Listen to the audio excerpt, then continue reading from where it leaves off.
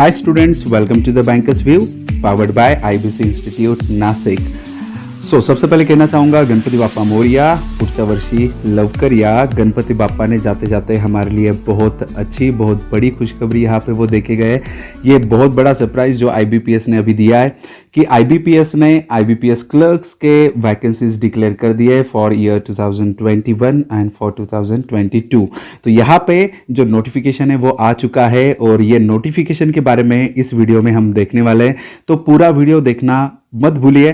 ये पूरा वीडियो आपको बहुत सारी इंफॉर्मेशन देगा, जैसे कि कौन कौन से बैंक्स यहाँ पे पार्टिसिपेंट है, कब एग्जाम होने वाली है, क्या उनके डेट्स है, किस तरह से एग्जाम होगी, सिलेबस क्या होगा, रूल्स एंड रेगुलेशंस क्या होंगे, एलिजिबिलिटी क्राइटेरिया क्या है, एज लिमिट्स क्या है, इन सब के बारे में हम बात करने वाले हैं।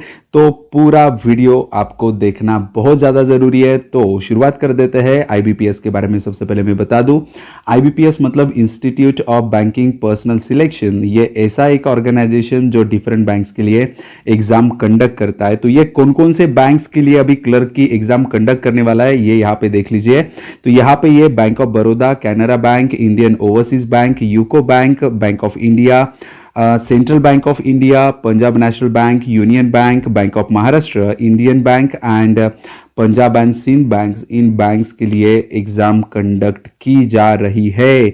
यहाँ पे जो नोटिफिकेशन है उसमें नंबर ऑफ वैकेंसीज यहाँ पे अगर बात करें तो वैकेंसीज लास्ट ईयर की अगर बात करूं 2019-20 में 12,000 के आसपास कुछ वैकेंसीज थी, बहुत बड़ी वैकेंसी वहाँ पे आई थी। यहाँ पे भी हो सकता है कि उतना ही ज़्यादा मतलब यहाँ पे स्कोप हो। यहाँ पे कुछ बैंक्स ऐसे हैं जिन्होंने अभी तक उनके वैकेंसीज रिकॉर्ड नहीं किए, नॉट रिकॉर्डेड में उनके हैं।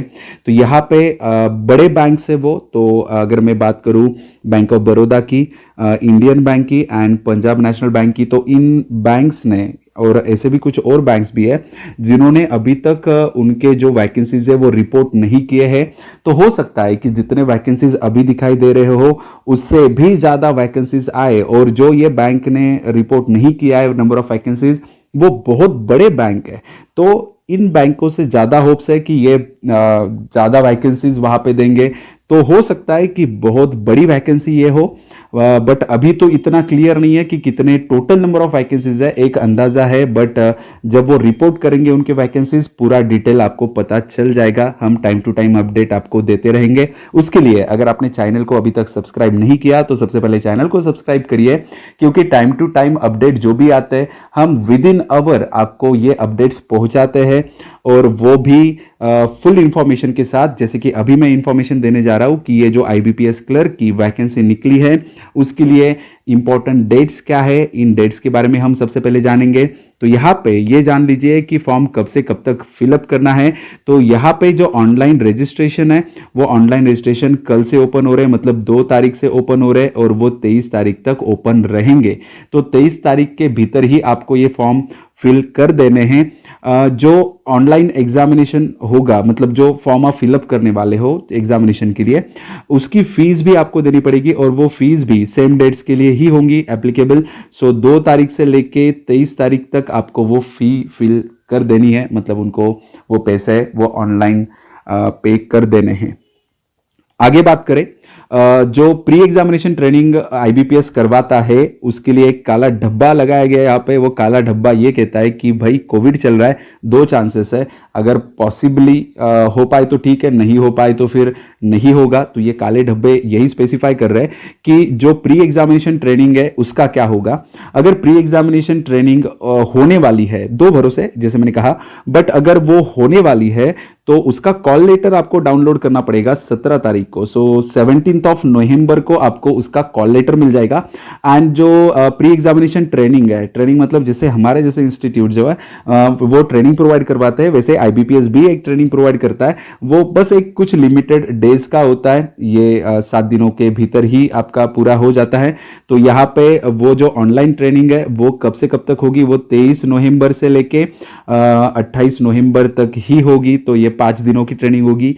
इसमें वो इंपॉर्टेंट बातें वगैरह सिखाते हैं, जैसे इंस्टीट्यूट्स में पढ़ाया जाता है मेन टॉपिक्स एंड क्वेश्चंस वगैरह, ट्रिक्स वगैरह, तो ये इस तरह से आपको सिखा देते हैं वहाँ पे। तो वो दो भरोसे रहेगा, बट ठीक है ना, वो राम भरोसे चल रहा है। देन उसके बाद बात करें मेन एग्जामिनेशन के बारे में कि जो प्री एग्जामिनेशन है उसका क्या होगा। जो उसके कॉल लेटर्स है, ठीक है, जो प्री एग्जामिनेशन है उनके कॉल लेटर्स आपको मिल जाएंगे 18 तारीख से आगे। सो 18 तारीख को आप वो डाउनलोड कर सकते हो। 18 तारीख से आगे कुछ दिनों के लिए वो अवेलेबल रहेंगे, तो वहां तक आप क्या कर सकते हो, कॉल लेटर्स डाउनलोड कर सकते हो। अभी बात करते हैं कि मेन जो प्री एग्जामिनेशन है वो कब होगी। जो प्री एग्जामिनेशन है उसके बारे में यहां पे स्पेसिफाई किया गया है कि वो डिफरेंट डेट्स के लिए है। तो यहां पे 5 तारीख को मतलब 5th of December, 12th of December and 13th of December, ये 3 डेट्स में आपकी प्री एग्जामिनेशन वो कंडक्ट करेंगे डिफरेंट सेंटर्स में। जो सेंटर आप वहां पे चूज करोगे उस सेंटर में जाके इन डेट्स में आपको जो प्री एग्जामिनेशन है वो दे देनी है। तो आईबीपीएस का एक खासियत होती है कि बहुत फटाफट काम हो जाता है। तो जैसे ही आप प्री एग्जामिनेशन देते हो, प्री एग्जामिनेशन के बाद उसी महीने में मतलब दिसंबर के 31st ऑफ दिसंबर आपको जो ऑनलाइन एग्जामिनेशन का रिजल्ट है प्री एग्जामिनेशन का वो मिल जाएगा। तो हो सकता है कि जो पार्टी के मूड में हो, 31st के पार्टी के मूड में हो, तो कुछ लोगों का पार्टी का मूड बन जाए और वो सक्सेसफुल भी हो जाए, और कुछ लोगों का बन के भी ना बने, वो सक्सेसफुल ना हो। इसके लिए अभी से पढ़ाई आपको स्टार्ट कर देनी है, जो करके आप 31st मना पाओ एंड नेक्स्ट ईयर आपके लिए बहुत अच्छा जाए। क्योंकि जो मेंस एग्जामिनेशन है वो आपकी होगी, जो कॉल लेटर है वो डाउनलोड करना है आपको जनवरी, 12th ऑफ जनवरी, एंड जो एक्चुअल मेंस एग्जामिनेशन है वो होगी आपकी 24th ऑफ जनवरी। ठीक है, तो जनवरी मतलब आने वाला साल आपके लिए बहुत बड़ी खुशखबरी भी हो सकता है अगर आप पढ़ाई करो तो यहाँ पे जो नेशनल सीटी आई है उसके हिसाब से तो ये नहीं चल रहा है, बट 2021 में नेशनल सीटी जो आई है उसके तहत एग्जामिनेशंस होंगे। तो ये अभी हो सकता है कि लास्ट चांस हो कुछ लोगों के लिए जो पुराने पैटर्न से एग्जाम देना चाहते हैं, तो ये लास्ट चांस हो सकता है उन लोगों के लिए। देन 24 तारीख को जैसे एग्जाम होगी तो फिर आपको पता चल जाएगा आप पास होने वाले हो, फेल होने वाले, बस उसका फाइनल आपको रिजल्ट मिल जाएगा। देन उसके बाद जो प्रोविजनल अलॉटमेंट है वो दी जाएगी आपको मार्च महीने में, यस मार्च अप्रैल महीने में आपको मिल जाएगा वो। 4th अप्रैल में ही मिल जाएगी आपको ये। तो यहाँ पे आपका अप्रैल फुल होगा या फिर आप किसी का अप्रैल फुल करोगे, ये आपको उस महीने में ही पता चलेगा। तो ये थे इंपॉर्टेंट डेट्स। मैं वापस एक बार थोड़ा सा रिवाइज करवा दूं डेट्स के बारे में कि आपको कल से मतलब 2 तारीख से 23 तारीख तक फॉर्म फिलअप करना है और पेमेंट भी उन्हीं डेट्स में करना है। 23 तारीख से भीतर ही आपको पेमेंट कर देना है। जो ऑनलाइन ट्रेनिंग वो प्रोवाइड करते हैं उसका हो सकता है कि कॉल लेटर आ जाए आपको, मतलब जो कॉल लेटर है वैसे ही कहते हैं कि कॉल लेटर आ जाए उसके लिए 17th ऑफ नवंबर को जो का ट्रेनिंग प्रोवाइड कर रहे वो कंडक्ट कर सकते हैं। 23 तारीख से लेकर 28 तारीख तक 5 दिनों में वो ट्रेनिंग कंडक्ट कर सकते हैं, ये पॉसिबिलिटी में है। जो प्री एग्जामिनेशन है उसका कॉल लेटर आएगा आपको 18 तारीख को, एंड जो प्री एग्जामिनेशन है वो 3 डिफरेंट डेट्स में होने वाली है। वो 5 तारीख, 12 तारीख एंड 13 तारीख, इस तरह से जो प्री एग्जामिनेशन है वो वहां पे कंडक्ट की जाएगी डिफरेंट सेंटर्स में। जो आप चूज करते हो उन सेंटर्स में ली जाएगी। देन उसका जो रिजल्ट है वो लगेगा दिसंबर में, 31st ऑफ दिसंबर में। देन उसके बाद जो मेंस एग्जामिनेशन है उसके लिए कॉल लेटर आपको मिल जाएगा 12 तारीख को, 12th ऑफ जनवरी 2021, एंड जो एक्चुअल मेंस एग्जामिनेशन है वो होगी 24 तारीख को। तो जनवरी महीना बहुत ज़्यादा इंपॉर्टेंट होगा आपके लिए, और उससे भी ज़्यादा इंपॉर्टेंट कि आप अलर्ट हो रहे हो कि नहीं हो रहे हो, तो ये आपको अप्रैल मंथ में पता चल जाएगा। इस तरह से ये टोटल डिटेल्स हुए डेट्स के बारे में, तो ये डेट्स मत भूलिए। बात करते हैं नेक्स्ट जो इंपॉर्टेंट बातें हैं उनके बारे में।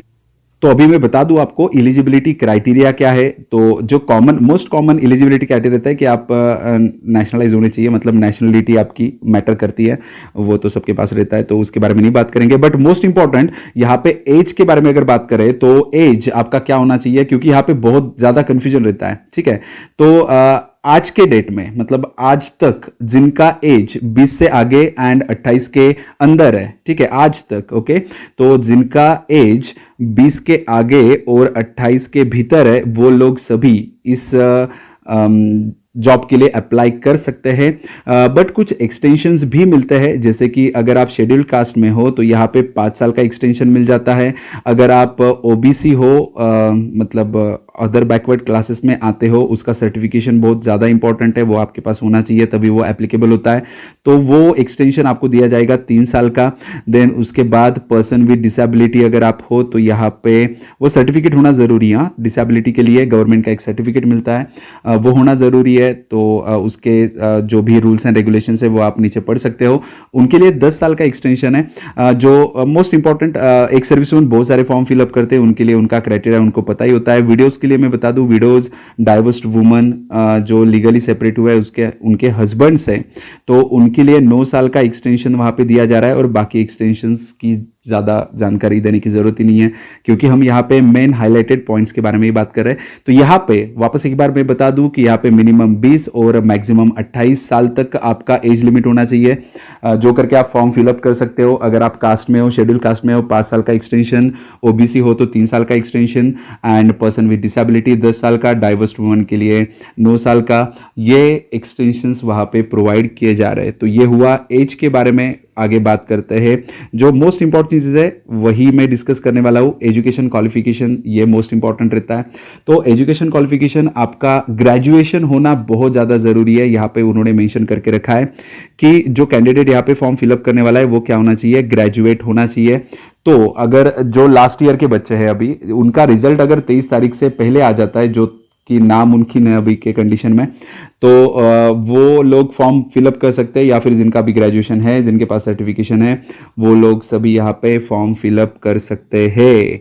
तो नेक्स्ट बात करते एग्जामिनेशन के स्ट्रक्चर के बारे में। तो यहाँ पे अगर आप सामने देख रहे हो तो यहाँ पे एग्जामिनेशन का स्ट्रक्चर मेंशन्ड है कि जो प्री एग्जामिनेशन है उसके लिए 3 सब्जेक्ट रहेंगे। ये 3 सब्जेक्ट हमेशा याद रखिए, जिसमें English, numerical ability and reasoning ability, ये 3 सब्जेक्ट बहुत ज्यादा इंपॉर्टेंट होते हैं। कोई भी कॉम्पिटिटिव एग्जाम हो, इन सब्जेक्ट के बिना तो वो होने से रही। तो ये 3 सब्जेक्ट आपके बहुत अच्छे होने चाहिए। ये प्री में एज वेल एज मेंस में भी पूछे जाते हैं। तो यहाँ पे देखते हैं कि जो इंग्लिश का पेपर है वो होगा, नंबर ऑफ क्वेश्चंस 30 होंगे और 30 मार्क्स का होगा। ओके, जो न्यूमेरिकल एबिलिटी है उसका जो पेपर होगा वो होगा आपका 35 क्वेश्चन का, एंड मार्क्स भी रहेंगे 35 मार्क्स। देन बात करते हैं यहाँ पे न्यूमेरिकल एबिलिटी की। तो न्यूमेरिकल एबिलिटी के लिए आप देख रहे हो तो 35 टोटल क्वेश्चंस रहेंगे और मार्क्स भी रहेंगे 35।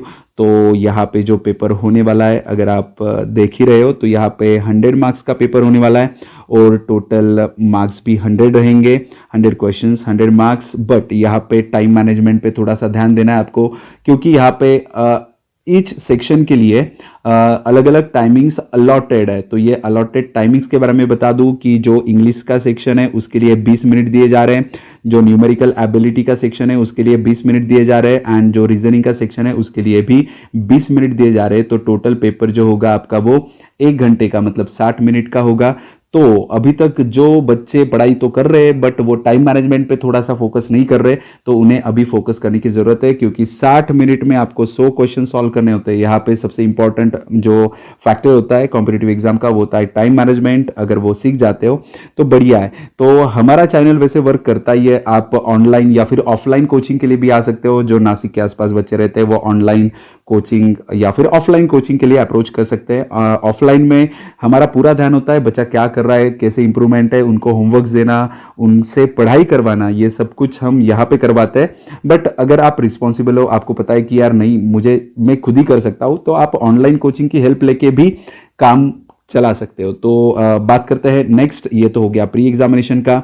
बात करते हैं मेंस एग्जामिनेशन के बारे में। तो मेंस एग्जामिनेशन की बात करें तो यहाँ पे जैसे आप देख रहे हो कि सब्जेक्ट वही है, इंग्लिश हो गया, रीजनिंग एबिलिटी हो गया, क्वांटिटेटिव एप्टीट्यूड हो गया। बट आपको 2 सब्जेक्ट यहाँ पे नए दिखाई दे रहे होंगे, एक है जनरल अवेयरनेस और दूसरा सब्जेक्ट होगा कंप्यूटर एप्टीट्यूड। ठीक है, तो ये कंप्यूटर एप्टीट्यूड मतलब नॉर्मल कंप्यूटर के बारे में क्वेश्चंस पूछे जाते हैं, जिसमें कंप्यूटर के बेसिक क्वेश्चंस रहेंगे बस। तो यहाँ पे इतना वर्कआउट करने की जरूरत नहीं है, क्लर्क का पेपर है, बट कंप्यूटर का बेसिक नॉलेज होना जरूरी है। जैसे कि महाराष्ट्र के लिए सीईटी ली जाती है कंप्यूटर वाली, तो यहाँ पे सीआईटी जो MSCIT होता है वैसा ही सिलेबस बस होगा। तो जिन्होंने CIT दिया है वो बुक्स वो वापस एक बार रिवाइज कर सकते हैं। कंप्यूटर के PDFs हम प्रोवाइड करते हैं। हमारा जो टेलीग्राम चैनल है बैंकर्स व्यू करके, उस टेलीग्राम चैनल पे कंप्यूटर के बहुत सारे PDF टाइम टू टाइम हम अपडेट करते रहते हैं। तो वो टेलीग्राम का चैनल भी आप लोग ज्वाइन कर सकते हो, जो करके स्टडी मटेरियल आपको टाइम टू टाइम मिलता रहे पर्टिकुलर एग्जामिनेशंस के लिए।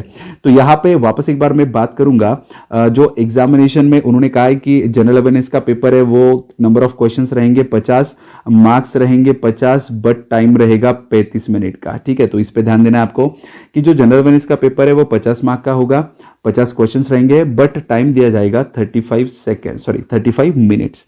देन बात करते हैं इंग्लिश के बारे में। तो इंग्लिश का जो पेपर रहेगा वो रहेगा आपका 40 क्वेश्चंस का, मार्क्स रहेंगे 40 एंड टाइम दिया जाएगा 35 मिनट। ठीक है, तो इन दो सब्जेक्ट के लिए 35 मिनट वहां पे होंगे आपके लिए।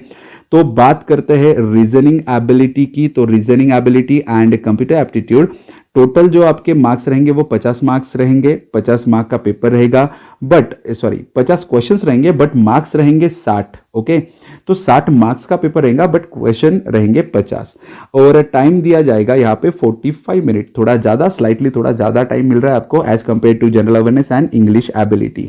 देन उसके बाद मैथ्स की बात कर लूं तो यहाँ पे मैथ्स के लिए जैसे आप देख पा रहे हो तो टोटल क्वेश्चंस रहेंगे 50, मार्क्स रहेंगे 50 और टाइम रहेगा रीजनिंग के जितना, मतलब 45 मिनट्स। तो इस तरह से जो आपका पेपर होने वाला है वो होने वाला है 190 क्वेश्चंस का, 200 मार्क्स का एंड टाइम दिया जाएगा 160 मिनट। तो यहाँ पे भी मोस्ट इंपॉर्टेंट फैक्टर वही है जो मैं बता रहा था आपको कि टाइम मैनेजमेंट। इसके लिए टाइम टू टाइम आपको शॉर्टकट ट्रिक्स, नए पैटर्न्स, इनका पढ़ाई करते रहना है, रिवीजन करते रहनी है आपने। तो जितनी रिवीजन करोगे उतना आपके लिए बेहतर होगा। ठीक है, नेक्स्ट बात करते हैं जो आगे जो इंपॉर्टेंट मुझे लग रहा है वो है नेगेटिव मार्किंग। तो यहाँ पे नेगेटिव मार्किंग की बात करें तो बच्चों को लगता है कि चलो कुछ भी कर लेते हैं, जाके बस बिना प्रिपरेशन के वहां पे कुछ मार्क करके आते हैं, ऐसा नहीं चलता। यहाँ पे नेगेटिव मार्किंग बहुत ज्यादा इंपॉर्टेंट है। तो अगर आप गलत जवाब दे देते हो तो आपको 0.25 की पेनल्टी मिलेगी। मतलब अगर आप 4 क्वेश्चंस गलत कर देते हो तो जितने भी मार्क्स आपको मिले हैं उसमें से 1 मार्क आपका जाएगा। मैं सिर्फ 4 क्वेश्चंस की बात कर रहा हूं, मतलब ये 4 मार्क्स तो मिलेंगे नहीं, बट जो मिलने वाले थे उसमें से भी 1 मार्क आपका गया समझो। तो आपको रॉन्ग अटेम्प्ट नहीं करने, एक्यूरेसी के ऊपर थोड़ा सा ध्यान देना है। एग्जामिनेशन सेंटर के बारे में यहाँ पे कुछ बातें स्पेसिफाई की गई है। बस सिंपल सा होता है, आपके जो भी जियोग्राफिकल एरिया है आपका, उस एरिया के अकॉर्डिंग जो भी नियरेस्ट सेंटर है वो आपको चूज करना है। तो सेंटर के बारे में भी मैं ज्यादा बात नहीं करता, मैं सिर्फ बात करूंगा मोस्ट इंपॉर्टेंट चीजों के बारे में। बात करेंगे कट ऑफ्स के बारे में। तो यहाँ पे जो प्री एग्जामिनेशन है वो आपकी जस्ट कह सकते हैं कि वो एक एंट्री पॉइंट है। ठीक है, तो यहाँ पे एक एंट्री पॉइंट होगी, मतलब इसको देख के यहाँ पे नहीं आपका फाइनल सिलेक्शन होगा। It is just a qualifying nature. तो ये क्वालिफाइंग नेचर की होगी कि आप मेंस के लिए क्वालिफाई हो रहे कि नहीं हो रहे। तो बट यहाँ पे मेंशन्ड है, देखिए, marks obtain in the online mains examination only will be the considered for the final merit list. तो मेंस एग्जामिनेशन का ही कंसिडर किया जाएगा, बट मेंस एग्जामिनेशन तक पहुंचने के लिए प्री एग्जामिनेशन तो पास होनी पड़ेगी। तो यहाँ पे सेक्शनल कट ऑफ भी होते हैं, ओवरऑल कट ऑफ्स भी होते हैं। सेक्शनल कट ऑफ्स मतलब हर एक सब्जेक्ट में पास होना, ओवरऑल कट ऑफ मतलब मेरिट में आना। ठीक है, तो ये मैं ऑलरेडी बता चुका हूं प्रीवियस पार्ट्स में कि क्या होता है। आगे बात करते हैं प्रोविजनल अलॉटमेंट के बारे में। तो जो आपका प्रोविजनल अलॉटमेंट है, देखिए यहाँ पे ये पीओ का या फिर एसओ का एग्जामिनेशन नहीं है। यहाँ पे कोई इंटरव्यू या फिर ग्रुप डिस्कशन नहीं होता, रिटन पेपर नहीं होता, बस प्री दो, मेंस दो और डॉक्यूमेंट अच्छे से वेरीफाई कर लो, मतलब डॉक्यूमेंट आपके सही होने चाहिए, तो आपका सिलेक्शन हो ही जाता है। तो ये क्लर्क का रिक्रूटमेंट बहुत अच्छा रिक्रूटमेंट है, जिसमें सिर्फ प्री मेंस देना है, किसी को आपको फेस नहीं करना पड़ेगा, इंटरव्यू नहीं देना पड़ेगा। तो ये उन लोगों के लिए जो थोड़े शाय होते हैं बट दिमाग से अच्छे होते हैं, तो वो ये लोगों के लिए बहुत अच्छा चांस है कि इंटरव्यू ना देते हुए भी आप सिलेक्ट हो सकते हो। और भी कुछ इंपॉर्टेंट मैं आपको बता दूं, जैसे कि आप सामने देख ही रहे हो कि यहाँ पे जब आप एग्जामिनेशन के लिए जाने वाले हो, वो प्री हो या फिर मेंस हो, अभी कोविड की वजह से कुछ नए चेंजेस यहाँ पे लाए गए। वो चेंजेस ये है कि आपको मास्क पहनना बहुत ज़्यादा ज़रूरी है। अगर आपके पास मास्क नहीं है तो आपको अलाउड नहीं किया जाएगा एग्जामिनेशन के लिए। तो मास्क पहन के जाना यहाँ पे इम्पॉर्टेंट है। ग्लव्स आपने पहनना बहुत ज़्यादा इम्पॉर्टेंट है। ग्लव्स जो हाथ में आप पहनोगे, मतलब वो कोई भी नॉर्मल ग्लव्स हो सकता है, वो बजने वाले ग्लव्स नहीं होने चाहिए जो प्लास्टिक के होते हैं। ये आपके नॉर्मल ग्लव्स होने चाहिए। देन उसके बाद जो ट्रांसपेरेंट वाटर बॉटल है वो आपको लेके जानी है। आपका हैंड सैनिटाइजर होना चाहिए आपके पास 50 ml का, मिनिमम 50 ml का हैंड सैनिटाइजर होना चाहिए। वो लेके आपको पर्सनली वो खुद का रखना है, वो लेके जाना है। वहां पे जो भी प्रोविजंस होंगे सैनिटाइजेशन के वो तो होंगे ही, बट आपको भी कंपल्सन दिया गया है कि ये आपके पास होना चाहिए। सिंपल पेन आपके पास होना चाहिए और बाकी डॉक्यूमेंट्स तो होने चाहिए, जैसे कॉल लेटर हो, कॉल लेटर के लिए जो इंपॉर्टेंट बातें है जैसे आईडी कार्ड है, ओरिजिनल है, उसके फोटो कापीज है, आपके फोटोग्राफ्स है, ये होना चाहिए। ये इसके बारे में नहीं बात करते, बट यहाँ पे मोस्ट इंपॉर्टेंट चीज़ें ये थी जो मैंने आपको बता दी कि mask, gloves and water bottle, वो भी transparent, hand sanitiser and pen, ये आपको वहाँ पे लेके जाना है। ये कुछ नॉर्मल चेंजेस है जो कोविड की वजह से किए गए हैं। आगे बात करते हैं हाउ टू अप्लाई। तो यहाँ पे ये इसमें ज़्यादा मैं डिटेल नहीं बताऊंगा। देखिए आपके पास फोटोग्राफ का वो डायमेंशंस उन्होंने मेंशन करके रखे हैं। फोटो कॉपी आपके पास जो फोटोग्राफ है आपका खुद का, वो किस तरह से होना चाहिए, प्लेन बैकग्राउंड का होना चाहिए, ये कुछ कंपल्शंस होता है और उसका डायमेंशन बताया गया है। सिग्नेचर की भी आपको एक कॉपी, मतलब फोटो कॉपी लेनी होती है। मोबाइल से खींच के भी आप बना सकते हो क्रॉप करके, बट वो डायमेंशन में बैठनी चाहिए। उसका एक साइज होता है, उस साइज में ही वो होनी चाहिए। उसके लिए आप क्या कर सकते हो, जो ऑनलाइन ये जो कॉल लेटर है, सॉरी ये जो नोटिफिकेशन आया है, नोटिफिकेशन को डाउनलोड करके आप इनके डिटेल्स पढ़ सकते हो। मैं इसको ज़्यादा डीपली नहीं एक्सप्लेन करूंगा क्योंकि उतना फिर वीडियो खींचेगा, लंबा होगा। मैं वीडियो को लंबा नहीं बनाना चाहता। यहाँ पे जो अभी नए चेंजेस है जो बहुत बुरा है कुछ कैंडिडेट्स के लिए, वो है फीस स्ट्रक्चर के बारे में। तो यहाँ पे जो कैटेगरी स्टूडेंट्स है तो उनके लिए 175 रुपीज़ फीस है, जो पहले बहुत कम होती थी। और ओपन कैटेगरी वालों के लिए, ओबीसी वालों के लिए 850 रुपीज़, जो बहुत ज़्यादा बुरा है क्योंकि पहले फीस बहुत कम होती थी दोनों कैटेगरीज के लिए जो भी है। तो यहाँ पे बहुत कम फीस थी और अभी फीस बहुत ज़्यादा हो गई है। बट अगर आप इतनी ज़्यादा फीस पे कर ही रहे हो, उसमें तो कोई ऑप्शन नहीं मिलने वाला, तो पढ़ाई अच्छे से कर लो भाई। तो ये फीस तो कभी भी वसूल हो जाएगी जब आपका सिलेक्शन हो जाएगा। तो यहाँ पे फीस के बारे में भी मैंने बता दिया है कि ये इंक्लूडिंग जीएसटी है, इतनी फीस आपको पे करनी पड़ेगी। 23 तारीख तक वो फीस आपको भर देनी होगी। तो यहाँ पे जो भी हैंड रिटन डिक्लेरेशन है वो भी हम टेलीग्राम चैनल पे डाल देंगे कि देखिए फोटोग्राफ, सिग्नेचर और थंब का इंप्रेशन आपके पास होना चाहिए जब आप ऑनलाइन फॉर्म फिलअप कर रहे हो। एंड एक हैंड रिटन डिक्लेरेशन होना चाहिए। वो क्या होना चाहिए वो भी हम मेंशन करके रखते हैं, तो वो आपको हमारे टेलीग्राम चैनल पे मिल जाएगा, बैंकर्स व्यू पे, वो हम बता देंगे। आगे देखते हैं कौन कौन से बैंक्स के लिए यहाँ पे रिक्रूटमेंट है। यहाँ पे अलग अलग स्टेट्स का मेंशन्ड है, बट मैं अगर महाराष्ट्र से बिलोंग कर रहा हूँ तो मैं महाराष्ट्र की बात करूँगा। बाकी ठीक है, आप पढ़ लो। अगर आप अदर स्टेट से ये वीडियो देख रहे हो तो ये अलग अलग स्टेट्स के लिए उन्होंने वैकेंसीज डिक्लेयर करके रखे हैं। अरुणाचल प्रदेश हो, असम हो, बिहार हो, छत्तीसगढ़ हो, या फिर अदर है, तो डिफरेंट बैंक्स के यहाँ पे मेंशन किए गए, दिल्ली वगैरह। तो यहाँ पे मैं फोकस करूँगा बैंक ऑफ महाराष्ट्र के लिए बात करूँगा। तो यहाँ पे अगर आप देख रहे हो, ये मध्य प्रदेश आ गया, ये महाराष्ट्र आ गया। देखो बैंक ऑफ बड़ौदा के लिए यहाँ पे उन्होंने मेंशन करके रखा है कि अभी तक इन्होंने वैकेंसीज नहीं डिक्लेयर की उनकी, तो नॉट रिपोर्टेड होता है ये। एनआर मतलब नॉट रिपोर्टेड, ये रिपोर्ट कर देंगे वो बाद में। जैसे मैंने कहा था कुछ बड़े बैंक्स हैं जिन्होंने अभी तक डिक्लेयर नहीं किया है, तो बैंक ऑफ बड़ौदा था उसमें, या फिर जो मैं बैंक्स के नाम लिए थे, यूनियन बैंक ऑफ इंडिया हो या फिर इंडियन बैंक हो, तो इन्होंने अभी तक डिक्लेयर नहीं किया कि कितने वैकेंसीज है। बट हो सकता है कि इनके बहुत ज़्यादा वैकेंसीज निकल के आए, तो वैकेंसीज बहुत ज़्यादा हो भी सकती है या फिर नहीं भी हो सकती, उसके भी चांसेस बनते हैं। तो ये इनके अलग अलग है। तो यहाँ पे अगर महाराष्ट्र के लिए देखा जाए तो टोटल वैकेंसीज अभी तो महाराष्ट्र के लिए दिखाई दे रही 334, बट वो हो सकती है, मुझे लगता है, ये मेरा ओपिनियन है कि ये 1000 के भी आगे जा सकती है। तो ये 1000 से भी ज़्यादा वैकेंसीज यहाँ पे हो सकती है, बट ये अभी क्लियर होगा बाद में ही। तो ये अलग अलग स्टेट्स के लिए यहाँ पे मेंशन किया गया है। तो उन सभी स्टेट्स के लिए आप डिटेल में अगर देखना चाहते हो तो आप ये जो नोटिफिकेशन है वो डाउनलोड कर सकते हैं। चलो, तो ये तो बात हो गई नोटिफिकेशन के बारे में कि नोटिफिकेशन के मैं डिटेल अभी तक दे चुका हूँ। अभी आपको पढ़ाई स्टार्ट कर देनी है। तो यहाँ पे एज अ मैथ्स फैकल्टी मैं आपको एक दो सब्जेक्ट के बारे में बता देता हूँ कि किस तरह से प्रिपरेशन करना है। जो इम्पोर्टेंट टॉपिक्स होता है, देखिए कोई भी पेपर अगर आप देते हो तो उसके लिए प्रैक्टिस करना बहुत ज़्यादा ज़रूरी है। तो सबसे पहली चीज़ कि आपका बेसिक क्लियर होना चाहिए, ठीक है। अगर आपके बेसिक से क्लियर नहीं है और आप बस कोई एग्ज़ाम आ रहा है तो फटाक से कोई भी बड़े बड़े वीडियोस देखना स्टार्ट कर दो तो फिर मुश्किल जाएगा आपको बेसिक पहले सबसे पहले कवर कर लेना है। देन उसके बाद फिर आप एडवांस के लिए जाओगे। तो यहाँ पे बेसिक से स्टार्ट करिए, फिर एडवांस तक जाइए और ये जाते जाते आपको प्रैक्टिस करते रहनी है, ठीक है। तो ये प्रैक्टिस होना बहुत ज़्यादा ज़रूरी है। तो अगर आप प्रैक्टिस ही नहीं करोगे तो फिर कैसे चलेगा। तो मेरे हिसाब से आपने बेसिक से स्टार्ट करना चाहिए, एडवांस तक जाना चाहिए, क्योंकि आप सिर्फ प्री नहीं पास होने वाले, आप मेंस तक जाने वाले हो। आपको ऑनलाइन पेपर्स, ऑनलाइन टेस्ट देना बहुत ज़्यादा ज़रूरी है। ऑनलाइन टेस्ट से ये पता चलेगा कि आपकी खामियां कहाँ पे है। तो ऑनलाइन टेस्ट दीजिए, ऑफलाइन प्रैक्टिस तो करिए, as well as online practice करना भी बहुत ज़्यादा इंपॉर्टेंट है। मैथ्स के लिए खास करके मैं कहना चाहूँगा कि मैथ्स के लिए टाइम मैनेजमेंट बहुत बड़ा इश्यू होता है।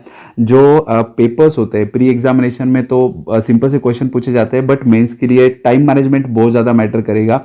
तो उसके लिए आप प्रैक्टिस करते रहिए। डिफरेंट जो चैप्टर्स है, प्रीवियस ईयर क्वेश्चन पेपर अगर आप डाउनलोड करके वहाँ पे देख लेते हो, वो हम टेलीग्राम पे डाल देंगे। अगर आप वहाँ पे ज्वाइन हो जाते हो तो टेंशन लेने की जरूरत नहीं, आपको ढूंढने की जरूरत नहीं है, मैं पेपर्स डाल दूंगा। वो पेपर्स थोड़े से देख के एक अंदाजा मिल जाता है हमें कि कौन कौन से टॉपिक को वो फोकस करते हैं प्री के लिए, मेंस के लिए, एज वेल एज लेवल क्या रखते हैं। इन चीज़ों के बारे में थोड़ा ऑब्जर्वेशन आपको बनाना है, ठीक है। तो मैं इस वीडियो में तो ज़्यादा नहीं बात करूंगा, उसके लिए अलग से वीडियो बनाऊंगा कि किस तरह से आपको पढ़ाई करना है, कौन से टॉपिक्स के ऊपर करना है। बट मैं यहाँ पे बस इतना ही बताना चाहता था, जो भी बंदे अभी स्टार्ट कर रहे हैं वो सबसे पहले बेसिक को देखें कि उनका बेसिक कहाँ तक है। एडवांस पार्ट तक जाइए, आप जाना जरूरी है, बट बेसिक ही कच्चे रहेंगे तो फिर आगे फाउंडेशन कितना भी बढ़ा लो वो तो बिल्डिंग आपकी गिरेगी। ऑनलाइन टेस्ट दीजिए, प्रैक्टिस करिए, बहुत सारी प्रैक्टिस की जरूरत है।